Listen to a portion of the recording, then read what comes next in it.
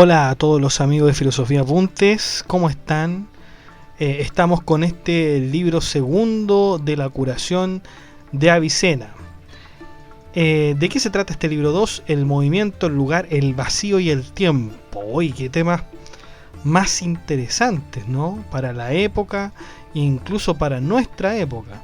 En el libro precedente analizamos los principios, la naturaleza, la sustancia y materia de los seres basados en las teorías aristotélicas. No es de menos importancia el aporte que ha hecho Avicena a la física del siglo X, que por tanto tiempo estuvo bajo la autoridad intelectual del Estagirita. Sin embargo, en el libro anterior ya habíamos hablado del movimiento de muchas formas. ¿Qué más nos quedará por hablar del movimiento? Como si fuera poco, tenemos además los conceptos de lugar, vacío y tiempo. Por lo tanto, chicos, sin más dilación sobre este interesantísimo tema con Avicena, vamos allá.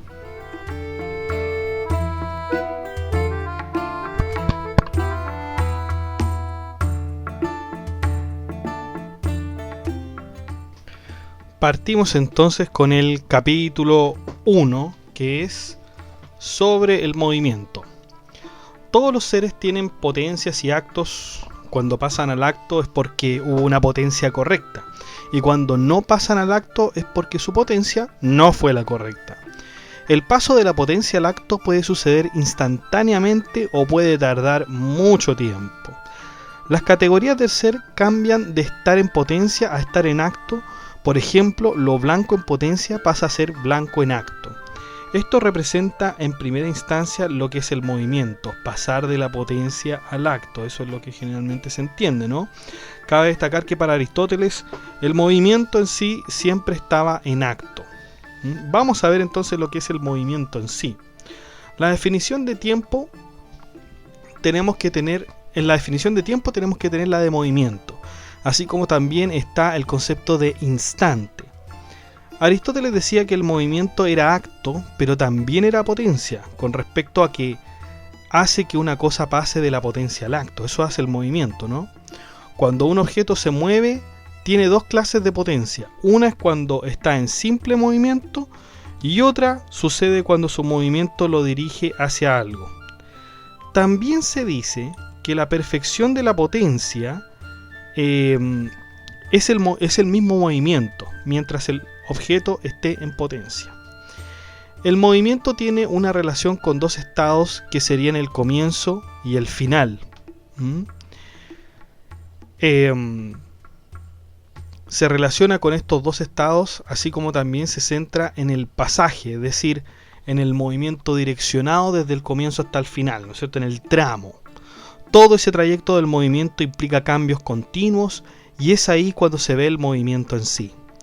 En fin, cuando definimos el movimiento en sí, tenemos que decir que es un estado que establece una continuación luego de un solo punto en una trayectoria, ya sea empezando a crear el trayecto o llegando al final de este. Esta sería la primera perfección del movimiento, mientras que la segunda se refiere a la misma cosa movida en un instante. Lo que quiere decir Avicena es que el movimiento no está ni en el comienzo ni en el final, sino que en la cosa que es movida. Movimiento en el tiempo. De muchos modos se dice que el movimiento está en el tiempo. Por ejemplo, en primer lugar, el estado de movimiento entre un comienzo y un fin. En otras palabras, es el recorrido que se comprende entre el comienzo y el fin. En segundo lugar, todo movimiento es un instante, y si es un instante también puede ser un periodo de tiempo, es decir, lo que se conoce como un trayecto. En todo caso, para Aristóteles, el instante es el ahora y el ahora no tiene tiempo. Si tuviera tiempo, entonces el ahora sería divisible y al mismo tiempo tendría que ser pasado y futuro.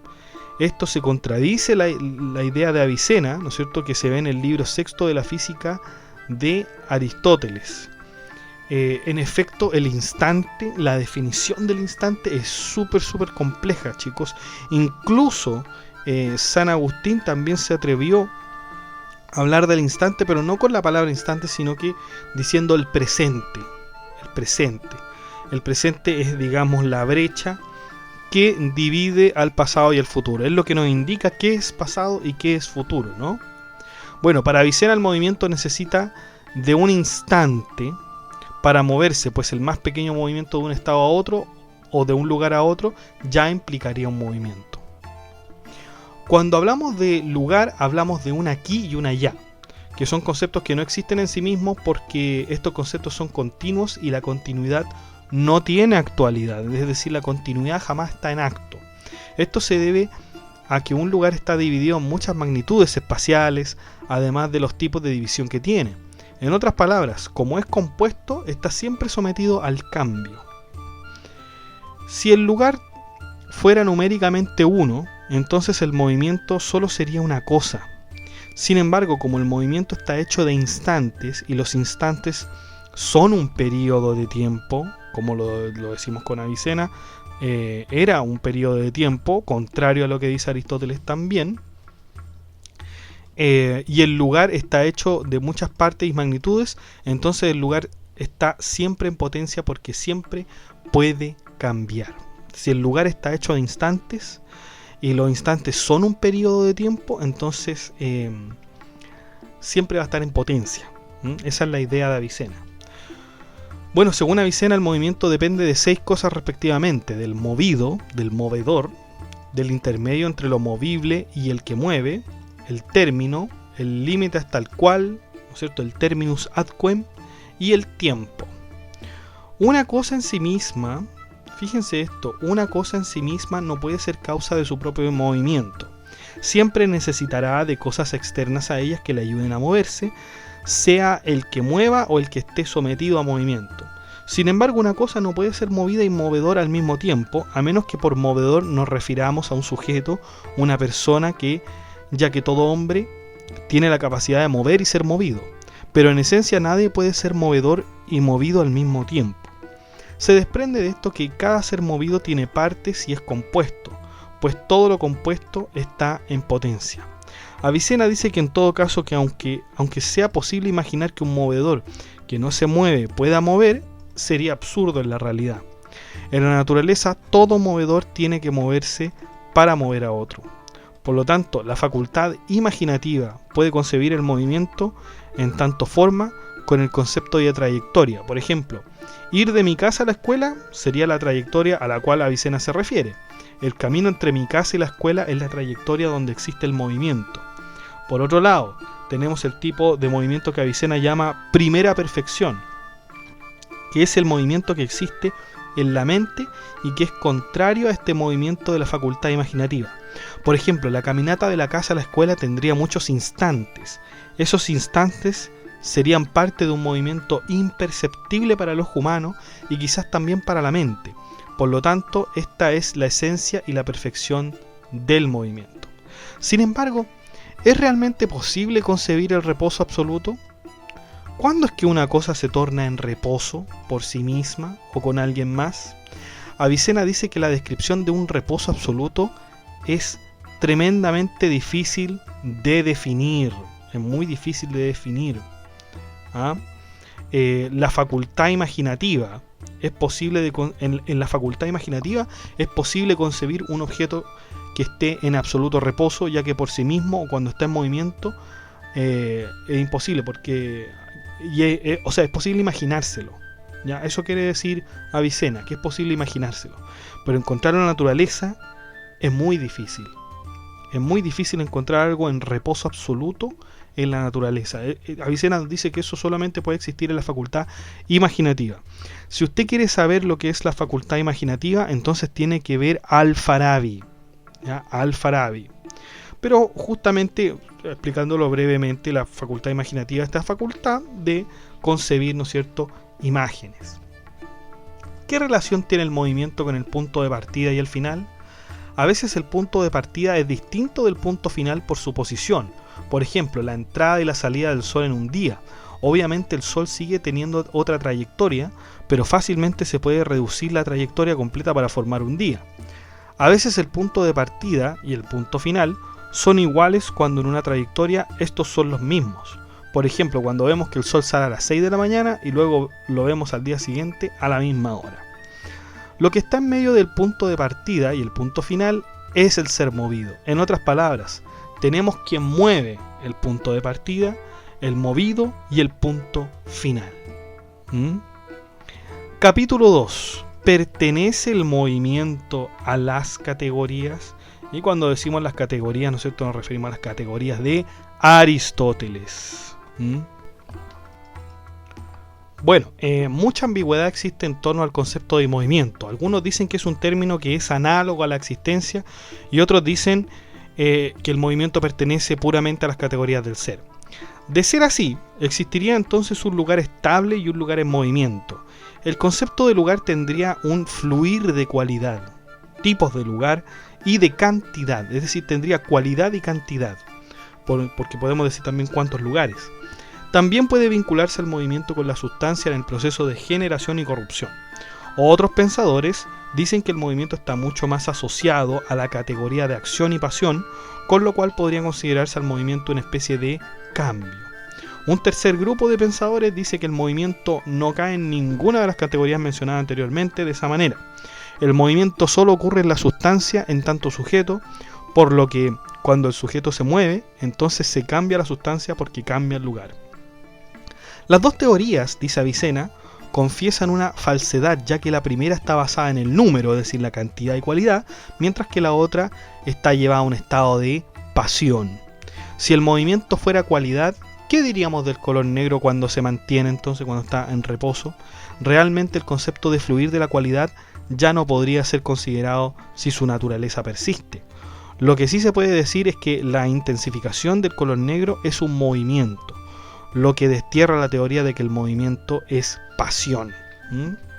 Si el movimiento fuera una cosa, entonces podría entrar dentro de una de las categorías del ser, pero si el movimiento tiene más conceptos, entonces se deberían crear más categorías. Por ejemplo, si el movimiento es algo análogo, entonces pertenece a todas las categorías, pero si no lo es, se deben crear más. Los pensadores anteriores a Avicena posicionaron el movimiento en una zona de las categorías o a ninguna, lo cual, ¿no es cierto?, es ridículo. No obstante, nada más puede existir que las categorías del ser. Por lo tanto, el movimiento se entiende en cada una de las categorías aristotélicas, como lo veremos en el siguiente capítulo. No existe una categoría añadida para el movimiento, sino que el movimiento está en todas las categorías. Vamos con el capítulo 3 entonces, relaciones del movimiento en las categorías. Podemos entender el movimiento en las categorías de la siguiente forma. 1. Las categorías están sujetas al movimiento. 2. El movimiento existe en la sustancia, pues de ahí comenzaría. 3. La categoría pertenece al género y el movimiento a la especie. 4. La sustancia es movida desde una cierta categoría. Avicena se enfoca y acepta la cuarta acepción del movimiento, posicionando el concepto como algo sometido a la sustancia. Si el movimiento estuviera en la sustancia, entonces ese movimiento tendría que tener otra sustancia y así ad infinitum. Muchos dicen que no hay contrarios en la naturaleza porque la sustancia no tiene contrarios. Vamos a ver ahora el movimiento y los contrarios. Ahora, si la sustancia no tuviese contrarios, no podría incrementar o disminuir, así como tampoco podría ir de un lado para otro. Pero antes de tomar una definición como esta, debemos entrar más en detalle. En la contrariedad, el sujeto debe estar relacionado con la materia, pero la materia no tiene contrario si se la toma como tal, solo el sujeto tiene contrario. No obstante, la materia del agua no es distinta de la materia del fuego. Sería ridículo que dijéramos que no tiene materia distinta, pues el agua sí es contraria al fuego. Sí es contraria al fuego. Avicena nos dice que más que materia, todos estos elementos tienen sus contrarios en la forma. Por otro lado, ¿qué hace que sean contrarios? Avicena dice que existe un máximo grado de diferencia donde se producen los contrarios, es decir, el agua apagaría inmediatamente el fuego. Sin embargo, este máximo grado de diferencia no se aplica a ciertos elementos. Por ejemplo, el fuego y el aire no difieren en forma, además de no tener intermediarios. Entre el fuego y el agua sí habría intermediarios. Pasemos a analizar el movimiento a través de las categorías de Aristóteles. Movimiento en cualidad. Parece claro que existe el movimiento por la cualidad porque el movimiento de cualidad existe en el sujeto. Por más que el sujeto no se esté moviendo, sus cualidades sí lo están en cada instante. Movimiento de cantidad. Se ven los conceptos de incremento y disminución de un sujeto. Cada incremento, ya sea por adición de algo o un incremento en sí mismo, significa un movimiento. Así que lo que crece es un movimiento, ¿no es cierto? También hay un movimiento en lugar. A partir de un objeto que puede crecer o disminuir, también se puede hablar de lugar, pues este aumenta y disminuye también. Es decir, el lugar aumenta y disminuye con el objeto. En relación también hay un movimiento de relación. Acuérdense que la categoría de relación en Aristóteles tiene que ver con el concepto de doble o mayor, lo que quiere decir que el movimiento de relación también sería concomitante al lugar y cantidad. Movimiento en el tiempo. El tiempo también se da concomitantemente a las categorías mencionadas anteriormente. Sin embargo, con lo que no se mueve, ¿cómo podríamos decir que está en movimiento? Ahí sí que tenemos un problema, pero podemos decir que el movimiento es tiempo también, o sea, que el tiempo es movimiento. Movimiento en posición. También está en la posición, pues la única forma de tener tal o cual posición es realizar una trayectoria gradual, por más mínima que sea la posición. Entonces también existe el movimiento en la posición. ¿Existe en la posición? Bueno, también es claro que el movimiento está en la posición, ya que el cambio de lugar implica que el movimiento está sobre algo. Aristóteles hablaba de su física sobre el concepto de contenedor y contenido. Por ejemplo, el vino cuando está en la mesa es contenido por la madera. Cuando se es derramado, es el aire el que lo contiene, ¿no es cierto? Cuando uno derrama el vino y va cayendo, es el aire el que lo contiene. Y bueno, cuando está en el suelo, ya es el suelo el que lo contiene. No obstante, esta categoría no pertenece al concepto de movimiento en sí, pues el movimiento solo estaría en lo que precede a la posesión. Movimiento en las categorías de acción y pasión. Parece obvio que la acción y la pasión tengan relación con el movimiento, pues estos dos conceptos se dan tras una trayectoria gradual para llegar a ser lo que son. Avicena aclara que el movimiento no está asociado al concepto de acción y pasión en sí, sino que a la manera de realizar una acción y que queda como una pasión. Sin embargo, frente a los conceptos en sí, no podríamos decir que el movimiento está en ellos, no está en sí, en cuanto a la acción y pasión, pero sí está, ¿no es cierto?, en su práctica, en su ejecución, ¿no? Vemos como conclusión que el movimiento se da principalmente en 4 categorías: cualidad, cantidad, lugar y posición. Se da principalmente ahí, y en los otros, ¿no es cierto?, se da de manera, puede ser incluso complementaria, ¿no? Capítulo 4. Movimiento y reposo. Pareciera ser que el concepto de reposo es mucho más difícil de definir que el movimiento. ¿Será que el reposo es privación de movimiento? ¿O será que es solo un accidente entre las categorías? En cualquier caso, si el reposo fuera un accidente, entonces no sería privación de movimiento. No, porque si ya dijimos que en los accidentes está el movimiento, ¿no es cierto? En las categorías está el movimiento. Por lo tanto, si el reposo fuera un accidente, entonces no sería privación de movimiento. Si el movimiento y el reposo son necesariamente contrarios, entonces el reposo sí sería privación del movimiento. Podríamos decir que el reposo tendría 2 características. Sería un lugar donde parte el movimiento, la potencia, o sería un lugar donde termina el movimiento, acto. ¿Estará el reposo afectado por el tiempo? La duda había quedado en el capítulo anterior sin respuesta, por lo que deberíamos decir que nada que tenga movimiento tiene tiempo. Fíjense la conclusión. El reposo sí sería privación de movimiento, porque el reposo no sería más que un lugar por donde se parte o por donde se llega a través del movimiento. Si el reposo no fuera contrario al movimiento, entonces no existiría lugar de partida ni de llegada. Por lo tanto, el movimiento y el reposo sí son contrarios. Capítulo 5. El concepto de lugar. Un concepto, chicos, que en Aristóteles es tremendamente interesante. Yo les recomiendo que lo revisen. No lo hemos visto aquí por tiempo, no lo hemos visto aquí el concepto de lugar, pero incluso hasta hay un libro sobre el concepto de lugar que seguramente les va a encantar. Y adivinen quién escribió ese libro. ¿Quién escribió ese libro que justamente se llama El concepto de lugar en Aristóteles? ¿Quién será? el gran filósofo Henry Bergson. Henry Bergson, filósofo del siglo XX ya, que le llamó mucho la atención, y digamos, cuando usted lee la Física de Aristóteles, que se la recomiendo, ¿no es cierto? Lean Física de Aristóteles, es un libro difícil de conseguir físicamente, pero seguramente está en internet, o sea, no hay ningún inconveniente con eso, pero fíjense y busquen el libro de Física de Aristóteles, donde habla del lugar, porque es un concepto súper interesante, y Bergson acá lo trata, ¿no es cierto?, especialmente en Aristóteles, así que se los recomiendo a todos. Y vamos a ver el capítulo 5, entonces, que es el concepto de lugar, pero ahora con Avicena. Avicena se conviene investigar el concepto de lugar. Si el lugar fuera una sustancia, entonces tendría que ser sensible o inteligible.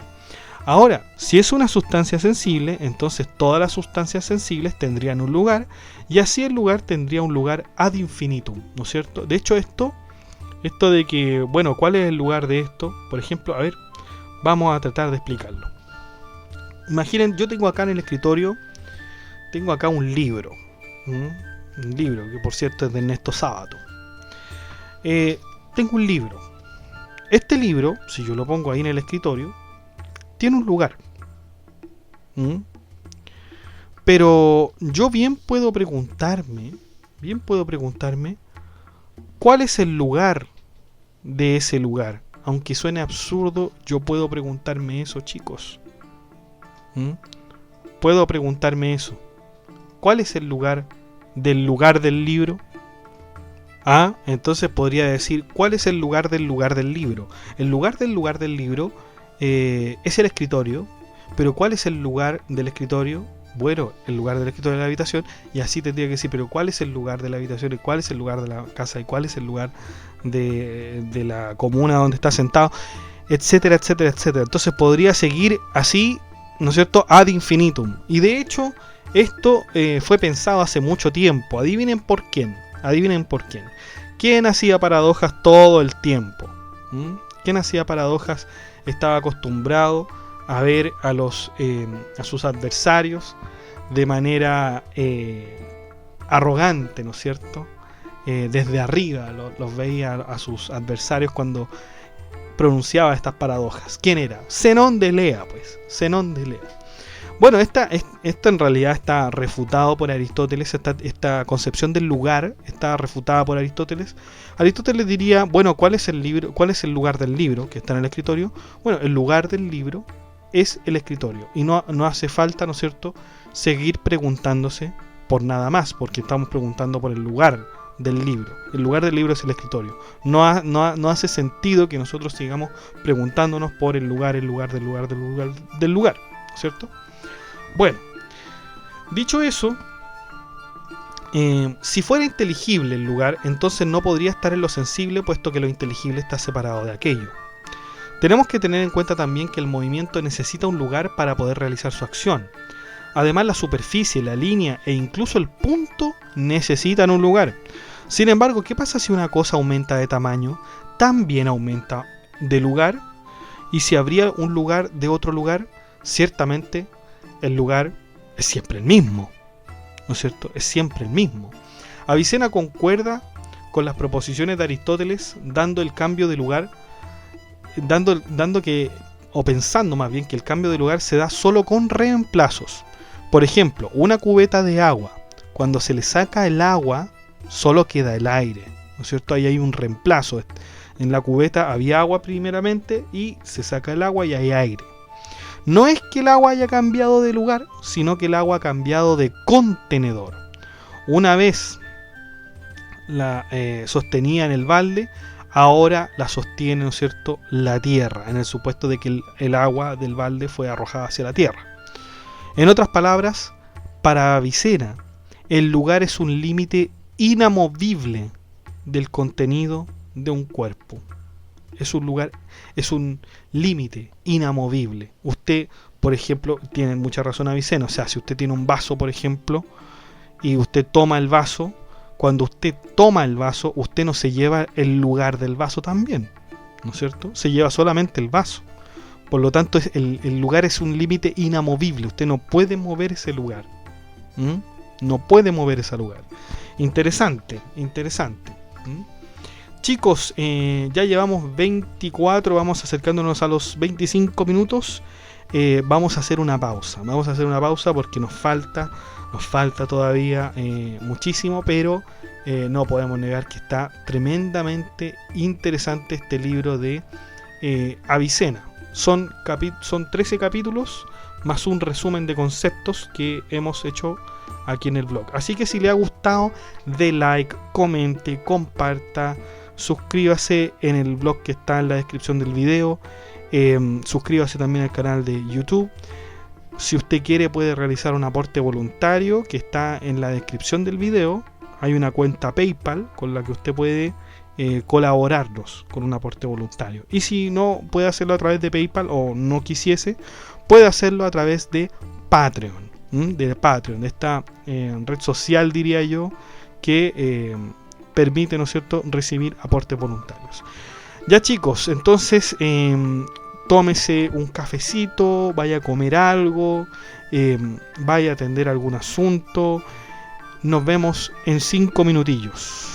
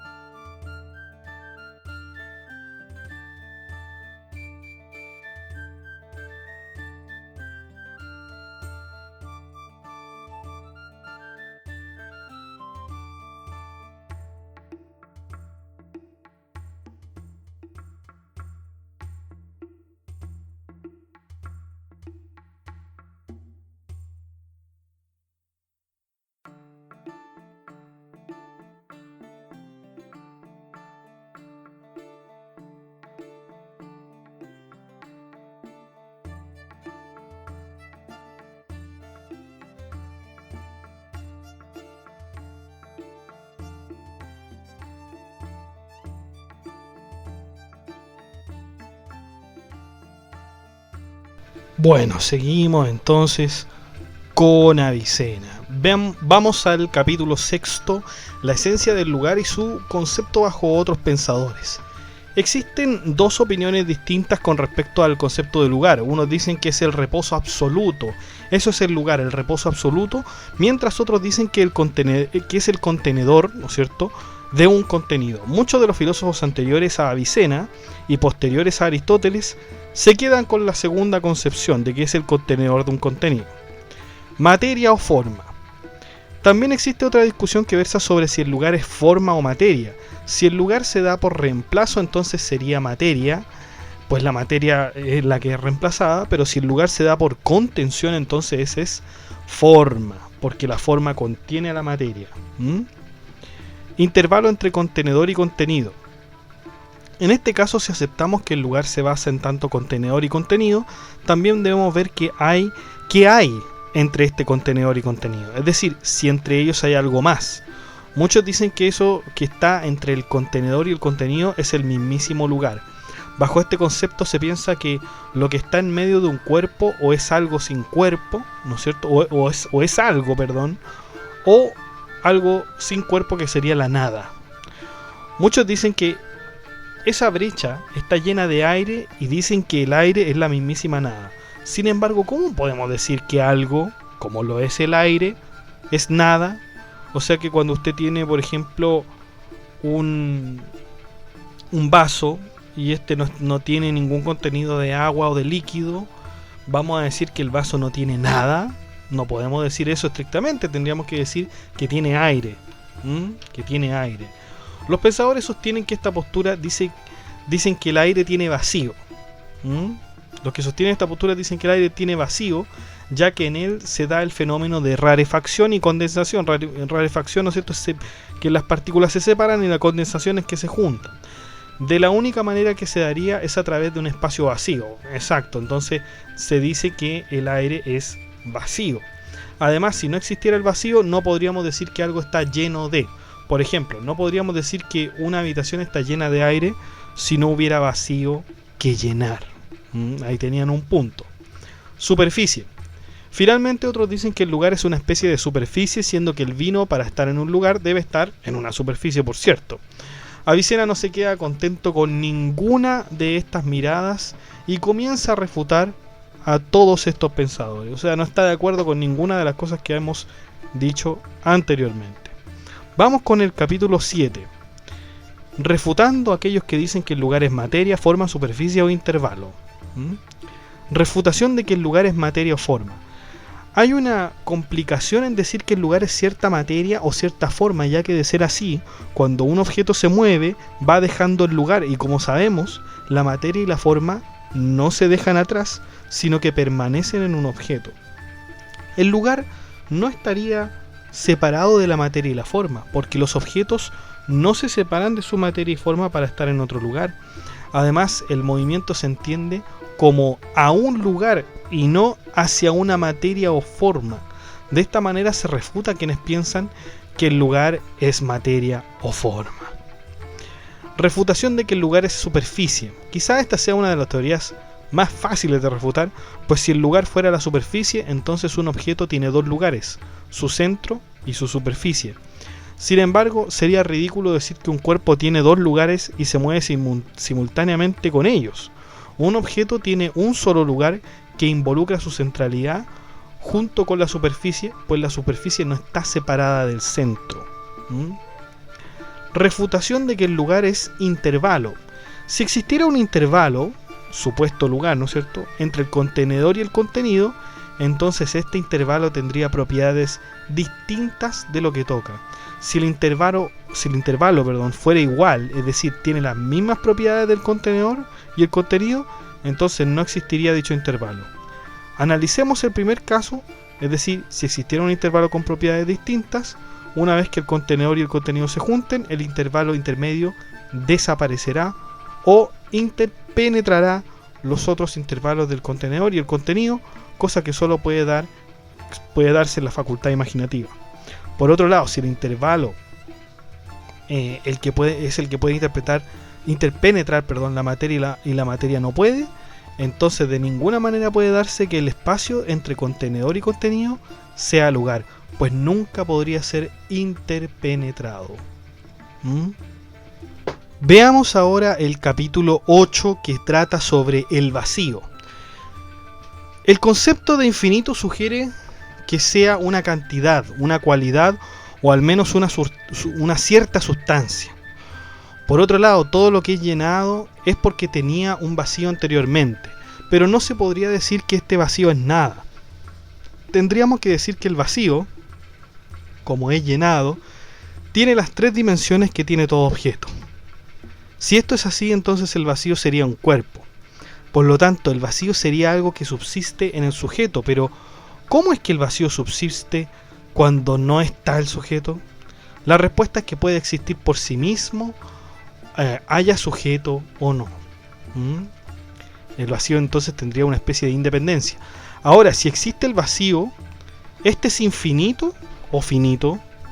Mucho se dice que el vacío debiera tener un plenum, es decir, algo que llenar. Si tiene un plenum, entonces el vacío es finito. Y si obviamente no tiene el vacío, es infinito. Avicena nos dice que es necesario que el vacío tenga un plenum, que además estará dentro de un lugar, lo que lo hace completamente finito. No obstante, el vacío no es un lugar, porque en él no existe movimiento, y por lo tanto tampoco sería un cuerpo el vacío. Veamos que Avicena nos dice que el vacío no es circular.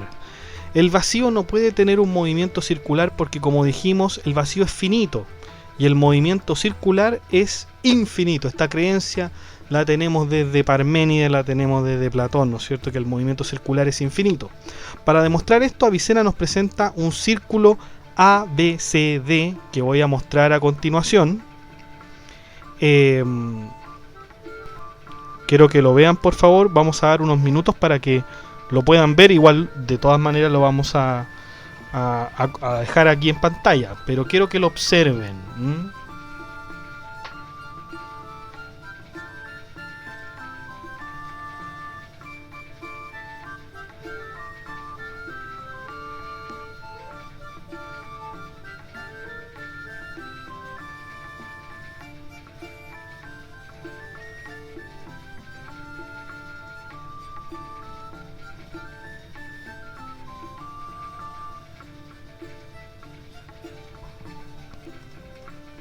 Bueno, este dibujo nos va a servir para ilustrar lo que quiere decir Avicena. Hay un círculo ABCD, ¿no es cierto? Es el círculo grande que tienen ahí, que rota por sí mismo. Pongamos un centro E a dicho círculo y luego démosle una extensión infinita GF, ¿ya? Que es la línea, ¿no es cierto?, que está al lado derecho del círculo. Y que esta línea sea paralela a AD, a los lados AD, para indicar si el círculo está en el vacío, en plenum o en ambos. Luego tenemos que el centro E se conecta con el punto C, de modo que el círculo pueda rotar. Ya que la línea EC es perpendicular a la línea AD, obviamente si la línea EC, ojo, la línea EC se extiende más allá de C, esta nunca tocará la recta infinita, porque FG, ¿no es cierto?, que es la recta infinita, si la tocara, entonces FG no sería infinito. Por cierto que no sería infinito. De este modo, dejemos que S sea una línea o intervalo que no toca FG. Si S siguiera rotando, contrario al sentido del reloj, esta línea se encontrará con AED, luego en L y posteriormente en EC. Ya para esta altura, EC habrá interceptado FG. Por otro lado, muchas otras rectas se crearían en FG a partir de EC, que está unida a la línea AD. Sin embargo, FG ya había sido interceptada por L. Luego, si seguimos la trayectoria del mismo centro E, tendríamos la recta EL, porque L sería el punto de circunferencia de ABCD, que además llegaría a la recta infinita FG formando el punto I, que pueden ver en la misma recta FG, ¿no es cierto? Y a su vez formando la recta ELI a partir del centro, ¿no es cierto?, que es E. Ahora la recta ELI sería la primera en interceptar FG, por lo que en el instante las rectas solo podrían encontrarse en un solo punto. Esto haría que los dos, tanto el objeto circular y la recta, sean finitos. Además de que si añadimos otra recta al círculo que rota infinitamente, tendríamos que decir que la recta EC, por ejemplo, estaría al mismo tiempo lejana de FG y al mismo tiempo cercana, lo cual es absurdo porque la recta es infinita, la recta FG. Por lo tanto, aquí hay un argumento, ¿no es cierto?, geométrico, casi euclidiano, que nos podría recordar mucho a Euclides con sus proposiciones, en cuanto a que el movimiento circular es infinito y el vacío es finito. El vacío es finito. Ya, eso hay que tenerlo muy claro. El vacío además no es rectilíneo. Tampoco el vacío tiene un movimiento rectilíneo, ya que en una recta se parte con un movimiento con dirección a un lugar. El movimiento que parte es distinto al que va dirigiéndose a dicho lugar. En este sentido, hay dos cosas distintas o contrarias en este tipo de movimiento. Si este movimiento lo tuviera el vacío partiendo de una cosa pasaría a otra, lo cual es ridículo. Es decir, de ser vacío sería otra cosa. Además, debemos decir que antes de ser plenum, el vacío no tiene cuerpo alguno. Los únicos objetos que pueden tener dirección alguna son los cuerpos. Y como dijimos anteriormente, el vacío no es un cuerpo.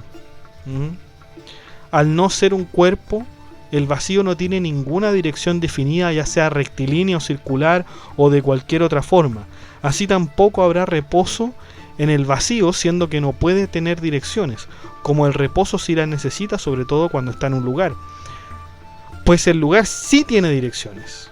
Además, cuando se dice que algo está en reposo, si bien no se mueve, tiene direcciones por las cuales puede moverse después que es forzado a hacerlo, o lo hace por naturaleza. Por lo tanto, se mantiene la idea aristotélica de que el vacío es incomprensible, pero sí puede existir en la facultad imaginativa o estimativa. En este sentido, Avicena concuerda con Aristóteles. Concuerda con Aristóteles esto de que el vacío es incomprensible. Es incomprensible. Yo me acuerdo de los libros de física de Aristóteles y leyendo estos de Avicena, bueno, yo me imaginaba qué pasa si yo arrojara algo al vacío, así como lo dicen, no el vacío entendido, ojo, no el vacío entendido en términos modernos, ¿ya? El vacío en términos modernos tiene otro concepto, tiene otra manera de entenderse, ¿ya? En cambio, el vacío en Aristóteles o en Avicena es completamente distinto. Aquí estamos hablando de un vacío que no contiene absolutamente nada, y que de hecho el concepto de vacío era aborrecible, chicos, para los filósofos griegos, era aborrecible, no se entendía, ¿no? Trataban de evitarlo. Bueno, ya vemos que Aristóteles igual habló de él y Avicena también, pero era un tema que se trataba de evitar.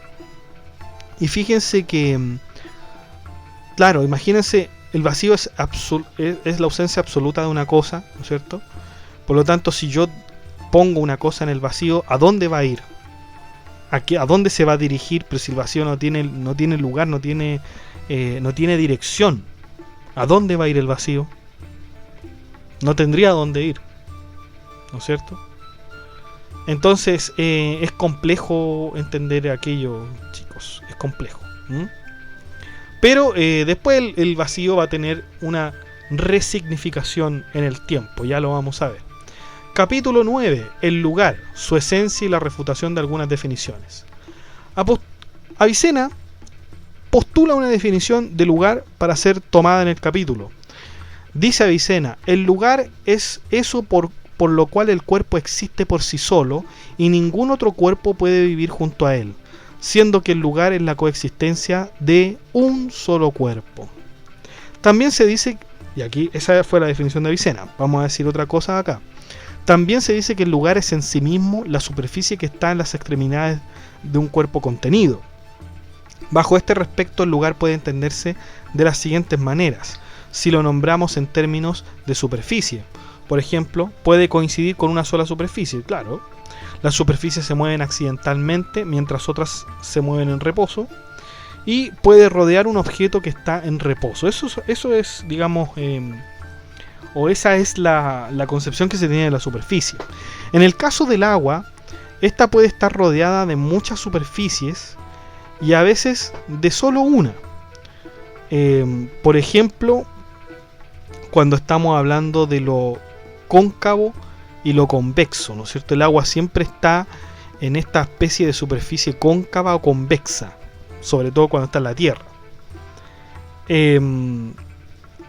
Bueno, para decirlo mejor, podríamos decir que un cuerpo X que rodea a otro cuerpo Y, en el lugar interno de X es el lugar del cuerpo y el cuerpo Y, por lo que X sería el contenedor del cuerpo. Por lo tanto tenemos un lugar interno que es X y una centralidad. Imagínense por ejemplo un círculo en medio, y ese círculo es rodeado por otro círculo más grande que sería, ¿no es cierto?, Y. Por lo tanto, en ese sentido, todas las cosas tienen contenedor y contenido. Es una idea muy aristotélica. Todos tienen contenedor y contenido. Usted pone un lápiz en el escritorio, entonces el lápiz es el contenido, el escritorio es el contenedor, porque lo contiene, ¿no es cierto? Esencialmente el lugar es una especie de superficie, no una superficie en sí, es una especie de superficie que coexiste con el contenido. El movimiento es necesario que exista en un lugar porque donde quiera que hay movimiento debe existir un lugar por donde se mueva. En este sentido, el lugar es anterior al movimiento. Vaya aseveración, el lugar es anterior al movimiento, dice nuestro filósofo. Errores en el concepto de lugar. Que el lugar sea un reemplazo ya fue refutado anteriormente, así como también fue refutado que el lugar sea una especie o de forma o materia. El lugar tampoco es que contenga un contenido en el sentido tan literal, como si fuera una sola cosa. Al contrario, ese contenido no puede contener la materia en sí, pues el lugar no se deshace de la forma ni de la materia de lo que es contenido. Mucho se dice que el lugar somete a movimiento a las cosas, pero esto no es así. De ser así, el lugar también tendría que moverse junto al objeto movido, y nosotros ya dijimos que eso era ridículo, porque usted no puede mover un vaso y junto con mover el vaso usted se lleva al lugar del vaso, no es cierto. En cuanto al intervalo, se debe decir que existe un intervalo entre el contenedor y el contenido. Sin embargo, este intervalo no existe por sí solo, sino que es parte del lugar. Por lo tanto, todo cuerpo, además de tener un lugar, tiene un intervalo que viene con dicho cuerpo. Que viene con dicho cuerpo. Por lo tanto, fíjense lo increíble, y cómo le cuesta a Avicena tratar de definir el lugar. Es impresionante, es un concepto realmente increíble de analizar. Chicos, ahora vamos al capítulo 10, que es otro concepto muy interesante, que es el concepto de tiempo.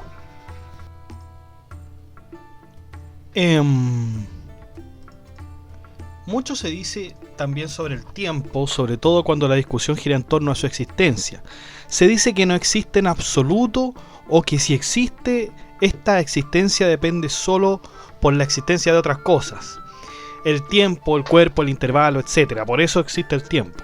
Otros dicen que tiene existencia por sí mismo, mientras otros dicen que es la recolección de algunos momentos. Si queremos analizar la existencia de algo, necesitamos ver dos perspectivas, el pasado y el futuro. Estos dos pueden existir al mismo tiempo, por lo tanto, solo uno de ellos puede existir en detrimento del otro. Sin embargo, ¿Cómo podemos decir que una cosa se mueve entre lo que existe y lo que no existe? ¿Acaso una parte de un objeto que se mueve en el tiempo dejaría de existir y luego existiría tal y como lo hace el futuro con respecto al pasado? Bueno, es una pregunta difícil. Otro tanto se dice del tiempo como si este fuera solamente el movimiento, ya que el movimiento no se da sin el tiempo, por lo tanto se dice que el mismo tiempo es movimiento. Ahora, el que produce la existencia de un movimiento siempre necesitará de otro que le dé movimiento. Esta proposición quiere decir que se necesitará de un tiempo para cada movimiento, así como también un lugar para un tiempo. Por lo tanto, si dos objetos se juntan y se mueven, entonces habrá dos tiempos que se muevan. A esto Avicena lo llama simultaneidad. Y esto pasa cuando varias cosas pasan al mismo tiempo, y de esto se sigue que muchos tiempos, en el supuesto de que muchos tiempos surgen cuando muchas cosas se mueven, ocurren todo en un solo tiempo. Avicena encara a los aristotélicos diciendo que ellos dijeron que el tiempo sigue al movimiento y así debería existir un infinito número de movimientos. En consecuencia, si el tiempo es infinito, el movimiento también lo es, porque sin tiempo no hay movimiento. Pero esta idea es totalmente rechazada por Avicena. El tiempo es la facultad estimativa, que también es la especulativa, la facultad estimativa. Cuando las personas tienen estas definiciones del tiempo, estas están obligadas a pensarlo y a darle cierta forma de existencia. Esta forma de existencia es creada por la facultad estimativa o especulativa de cada persona. Podemos imaginar perfectamente el movimiento junto con el tiempo de manera simultánea, pero recordemos que la facultad estimativa puede engañar. Por ejemplo, el sujeto, el predicado, el verbo son cosas que existen en la mente y no tienen existencia concreta. Refutaciones del concepto de tiempo. Muchos dicen que el tiempo es una sustancia eterna, pues todo lo que es eterno es necesario. De hecho, incluso si nos quisiéramos deshacer del tiempo, tendríamos que establecer un tiempo para deshacernos de él. Por lo tanto, el tiempo es necesario, y esto quiere decir que el tiempo existe sin la necesidad del movimiento. El tiempo tampoco sería movimiento, ya que el movimiento puede ser lento o rápido, mientras que el tiempo no tiene estas características. El tiempo solo es largo o corto. Por otro lado, dos movimientos pueden ser simultáneos, pero el tiempo siempre será el mismo. Por ejemplo, sería correcto decir que lo rápido es aquello que cubre una larga distancia en un tiempo más corto, mientras que no podemos decir que el movimiento es una larga distancia, lo que hace la diferencia entre tiempo y movimiento. El tiempo tampoco sería una recolección de momentos, porque todo momento se da en un instante. Si se dan en un instante, ¿cómo es posible que se junten dos instantes al mismo tiempo? Sin embargo, los instantes son solo puntos de referencia que no tienen pasado, ni presente, ni futuro. El tiempo no es pasado ni tampoco es futuro en términos absolutos. Si es posible, podemos dar al tiempo una etiqueta y decir, este fue el siglo XX, pasado, ¿no es cierto? O el siglo que viene, será el siglo XXI. Entonces, en este caso, de la facultad estimativa, podríamos decir que el tiempo es recolección de momentos, pero solamente en la facultad estimativa, no en la realidad. El tiempo no pertenece a ninguno de los dos periodos, el pasado o futuro, pero sí tiene una conexión con ellos, pero no son ellos, ¿no? Capítulo 11, la esencia del tiempo. Seguimos con el tiempo. Aunque dos objetos empiecen simultáneamente a moverse, terminarán su movimiento en determinado tiempo, así como aunque uno de los objetos sea más lento, llegará en más tiempo en comparación al otro, pero la medición del tiempo será la misma. ¿Es divisible el tiempo? El tiempo también se puede tomar desde la mitad de una distancia. Por ejemplo, cuando un objeto avanza una distancia con el propósito de completar su trayectoria. Podemos determinar la trayectoria de un objeto desde su punto inicial, su punto medio y el punto final, entre otros puntos que pudieran formarse en la trayectoria. Esto podría indicarnos que el tiempo es una especie de magnitud, porque al dividir las mitades de la trayectoria deberíamos decir que es divisible. Sin embargo, la magnitud pareciera pertenecer también al objeto, pues todos los objetos tienen magnitud. Cuando el objeto tiene cierta magnitud le costará más trabajo o menos trabajo moverse. Ahora podría preguntarse, ¿es la magnitud algo que existe por sí mismo? Avicena nos dice que no, porque nada que no exista por sí mismo puede tener fin, y la magnitud sí tiene fin. Por lo tanto, deberíamos decir que la magnitud pertenece a una disposición fijada llamada tiempo. Tiempo y magnitud. Como lo dijo Aristóteles, el movimiento se mueve a través de los números. Así decía Aristóteles. El tiempo es número del movimiento según el antes y el después. Eso es el concepto de tiempo para Aristóteles, es decir, el tiempo es un número. Como el movimiento se mueve a través de números, esos números son el mismísimo tiempo de la trayectoria. Sin embargo, Avicena añade que el tiempo no es tan solo un número, sino que son los números de la distancia de un objeto, porque si el tiempo fuera solo números, tendría un movimiento circular, por lo tanto infinito. Todo lo que está antes y después no puede existir por sí mismo, porque la magnitud tiene el trabajo de medir el pasado y el futuro, mientras que el tiempo trasciende todos ellos porque no puede estar aislado en uno de los dos. Por lo tanto, la magnitud es inseparable del tiempo, en ese sentido, pero el tiempo en sí no es una magnitud. No obstante, esto da un vuelco a la definición de tiempo que estábamos armando. Si bien el tiempo es algo esencial que mide el movimiento, el tiempo no puede existir sin un antes ni un después. El tiempo no puede existir si no hay un cambio o una renovación, cualquiera que ésta sea. Como el cambio y la renovación es un tipo de movimiento, entonces el tiempo depende del movimiento. Es decir, si no hay movimiento, no hay tiempo. Puede sonar raro que hace 1 o 2 capítulos atrás se dijera que el tiempo no depende del movimiento, pero en realidad la discusión del capítulo anterior era decir que si el tiempo era movimiento, es decir, si las dos cosas eran una sola sustancia. Si bien no son una sola sustancia, una depende de la otra. Y eso es lo que Avicena nos habla del tiempo. Vamos al capítulo 12, que habla sobre el instante, esta palabra, ¿no es cierto?, que ya hemos mencionado más de alguna vez. A partir del conocimiento del tiempo es que conocemos el concepto de instante. El tiempo tiene una cierta división entre el pasado y el futuro, entre el antes y el ahora, y a eso se le llama instante, a esa división del tiempo entre el pasado y el futuro. Eso es un instante. Existencia del instante. El instante no existe de manera actual como si estuviera detenida en un tiempo, pues el instante es una especie de conector que une dos tiempos. Si fuera actual, es decir, si estuviera en acto, entonces tendrían que existir infinitos instantes, por lo que el instante está o en el comienzo o en el fin de este. Para Aristóteles, el instante no tenía movimiento, es decir, no tiene un antes o un después. Pero Avicena dice todo lo contrario. El movimiento está en el instante. El movimiento está en el instante.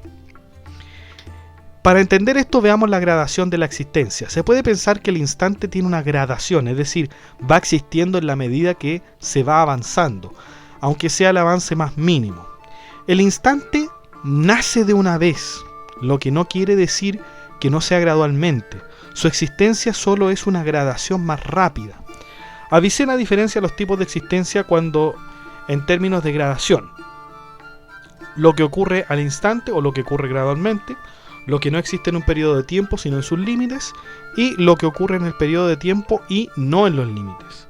Sin embargo, cualquiera sea la gradación de su existencia, si es en un instante o gradualmente, ésta debería tener un comienzo y un final. Un objeto que se mueve tendría muchos instantes, pero de este objeto se diría que no ocurrió en un instante, sino que ocurrió más bien en un periodo de tiempo, teniendo en cuenta que un instante es algo que pasa inmediatamente. La idea de que el instante sea una especie de frontera entre el pasado y el futuro sigue siendo fuerte. Si nos enfocamos en la facultad imaginativa, podemos ver que el instante puede tener una cierta magnitud, un cierto movimiento, quizás muy pequeño e imperceptible. Claro, y es común, en el lenguaje común nosotros decimos, esto pasó en un instante, voy en un instante, dice uno cuando tiene que atender algún asunto. en un instante, chicos. Y decimos en un instante, y eso que es un parpadear. El instante enumera los tiempos del antes y el después, es decir, de algo que es divisible, el antes y el después, ¿no es cierto? El instante lo junta, o sea, el instante junta aquello que es divisible, junta el antes y el después, junta el pasado y el futuro, así como la unión de puntos hacen una línea. Bueno, entonces el instante sería algo análogo. Por lo tanto, el instante debería ser tomado como un punto que no tiene distinción temporal entre el antes y el después, algo que no está sometido a ellos. El movimiento en el instante. En contra de los postulados aristotélicos, Avicena dice que el movimiento existe en el instante, a pesar de que el instante sea atemporal. Por ejemplo, el cambio de estado necesita de un instante para renovarse, y dicho cambio puede perfectamente tomarse como un movimiento. Hay dos maneras de pensar el movimiento. Una es a través del ejercicio mental, donde algo se mueve a través del tiempo, y otro es el movimiento imperceptible, pequeño o casi atómico del movimiento. Es ahí donde ocurre el instante. Debemos agregar también que para sostener la teoría de que el movimiento existe en el instante para evitar el vacío, ya que si el instante es cero, por ejemplo, es cero, entonces el instante es vacío, pero el vacío no existe, así que en el instante existe un plenum y no un vacío. En efecto, lo que habíamos hablado del vacío, o sea, el vacío es la nada absoluta, no tiene absolutamente nada, por lo tanto no podemos decir que es un instante. El instante, todo lo contrario, tiene un plenum. Tiene un plenum. Capítulo 13. Algunas aclaraciones sobre el tiempo. Muchos pensadores decían que el tiempo no existía basándose en que este no puede existir en un instante. Bajo el supuesto aristotélico de que no hay tiempo ni antes, ni después, ni pasado, ni futuro, en el instante mucho menos va a existir el tiempo en un tramo o trayectoria, siendo que no existe en un instante. Una cosa es decir que no tiene existencia en absoluto y otra cosa es decir que no tiene existencia en un instante. El tiempo tiene una existencia fugaz con respecto a otros conceptos, como por ejemplo el movimiento que una vez realizado se nota inmediatamente.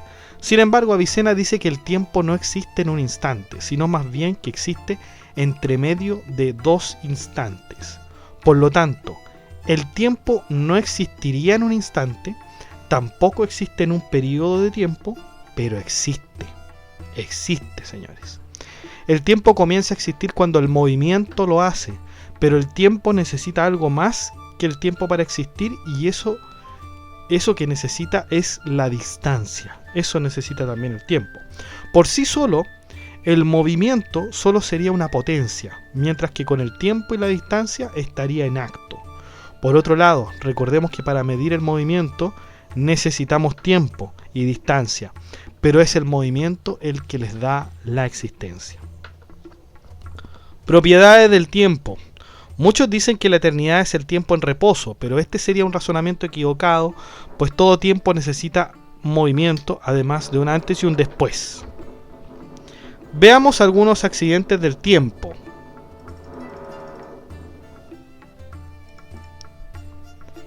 El tiempo se puede entender como parte integral del pasado, el presente y el futuro. Se puede entender cuando es solo pasado o futuro. Se puede entender como todo lo que viene de la hora, que es lo más cercano al presente, y lo que ocurre entre dos instantes. Como la mente no es capaz de percibir ni siquiera un instante, se puede tomar que dos instantes sean uno. Pero como esto no es posible, se dice que hay algo entre medio de los dos instantes. Esto sería todo lo relativo al tiempo de acuerdo con el pensamiento físico de Avicena. Resumamos los conceptos y hagamos un paralelo entre Aristóteles y Avicena. Primer concepto, el movimiento. Para Aristóteles el movimiento es infinito, no tiene comienzo ni fin porque siempre está en potencia, no es algo que termine. Por ejemplo, el movimiento circular es infinito. Además, los aristotélicos dicen que el movimiento no existe en un instante. Para Avicena, el movimiento es finito porque tiene un punto de partida y un punto final, representado, ¿no es cierto?, por el instante. Esta fórmula se llama terminus ad quo y terminus ad quem. Tomando el ejemplo del movimiento circular, Avicena nos dice que al tener el movimiento circular una potencia y un acto, tiene a su vez terminus atquo y terminus atquem. Por lo tanto, no sería infinito el movimiento, de acuerdo con Avicena. Como punto adicional, Avicena dice que el movimiento sí se da en un instante, al contrario de Aristóteles. El concepto de lugar, ¿no es cierto? El gran concepto de lugar que además escribiría Henry Bergson. Para Aristóteles, el lugar es la relación que un objeto tiene cuando es contenedor o contenido. El lugar rodea la magnitud del contenido, por lo tanto el lugar no se extendería. Para Avicena, el lugar es la superficie del cuerpo contenido. Quizás lo explica con otras palabras, pero Avicena se queda con la visión aristotélica del lugar. O sea, aquí convergen, están contestes en el concepto de lugar. Vamos con el vacío. Para Aristóteles el vacío no existe, era una idea incomprensible. Si un objeto se moviera en el vacío, entonces este se movería infinitamente rápido, pues no habría nada que lo detuviera. Para Avicena el vacío no existe en primera instancia, está igual que Aristóteles, aunque sí podemos imaginarlo. Recuerden que esta cuestión de la facultad imaginativa la agregó Alfarabi y Avicena lo ocupa. Aristóteles no pensaba en una facultad imaginativa propiamente tal, ¿no? Vamos con el concepto de tiempo. Aristóteles decía que el tiempo solo podía existir cuando había movimiento, es decir, somos conscientes del tiempo cuando existe movimiento. El tiempo también existe en el reposo, pues ninguno de los dos, movimiento y reposo, impiden que el tiempo pueda existir. Por lo tanto, el tiempo no puede existir en sí mismo, sino que debe existir. Debe existir como algo necesario. Avicena decía que el tiempo es aquello que ocurre en dos instantes. Como es imperceptible, no podemos verlo a simple vista, pero sí podemos imaginarlo. Complementando la visión aristotélica, Avicena dice que el tiempo es una magnitud que un cuerpo tiene la capacidad de recorrer. Y aquí, chicos, hemos terminado el libro 2 de la curación de Avicena. Es un libro bastante difícil, chicos. Es un libro bastante difícil, al igual que la física aristotélica. Mucho más allá de la crítica que Avicena pudiera tener a la tradición aristotélica, existe una complementación a los postulados aristotélicos. No veamos a estos dos filósofos como rivales, con teorías que contrastan, sino todo lo contrario, complementarios, ¿no? Hemos analizado las cosas esenciales hasta ahora y luego nos tocará ver cosas más superficiales de los seres, es decir, sus accidentes. Ahora, chicos, en cuanto al instante, hay algo muy importante que les tengo que decir también. El concepto de instante, claro, es difícil de tener en la cabeza porque es un movimiento imperceptible, ¿no es cierto? Es algo imperceptible, pero fíjense que tiene un tiempo. No sé si ustedes han leído el Talmud. El Talmud es un libro de enseñanzas judías y en el Talmud se habla sobre el instante. Y de hecho, les voy a leer la parte del Talmud donde se habla el instante. Si tal como se enseña en la Baraita, está escrito, y Dios está airado todos los días, ¿y cuánto se prolonga su enojo? Un instante. Fíjense esto, el enojo de Dios se prolonga un instante. ¿Y cuánto es un instante? Dice el Talmud. Bueno, dice 1 dividido en 58.888 parte de una hora.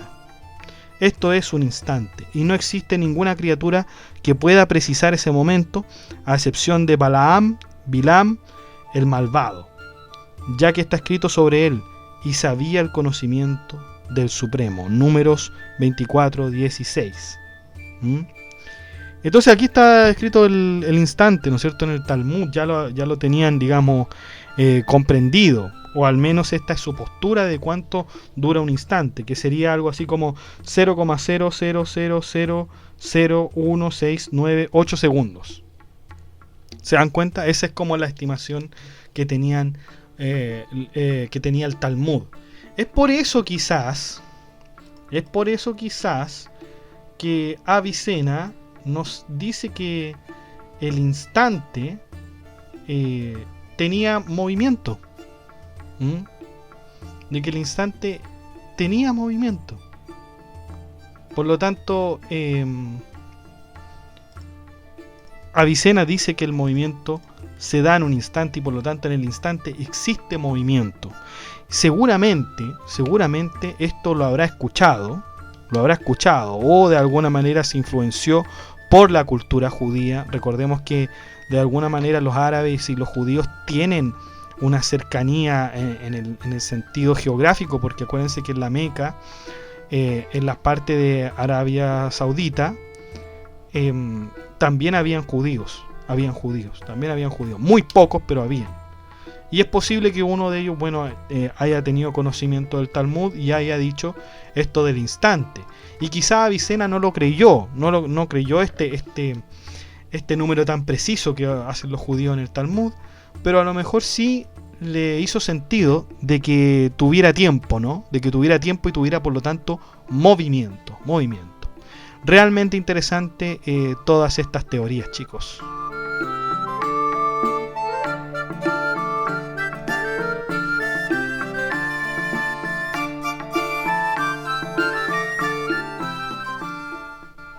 Bueno, chicos, y eso ha sido todo. Muchas gracias por escuchar este podcast. Si le ha gustado, de like, comente, comparta, suscríbase, acceda al blog que está en la descripción del video, haga su aporte voluntario a través de la cuenta PayPal que está en la descripción del video. Si usted quiere, también puede colaborarnos en Patreon para que este proyecto, ¿no es cierto?, siga adelante. Que estén muy bien, chicos, cuídense, nos vemos, chao.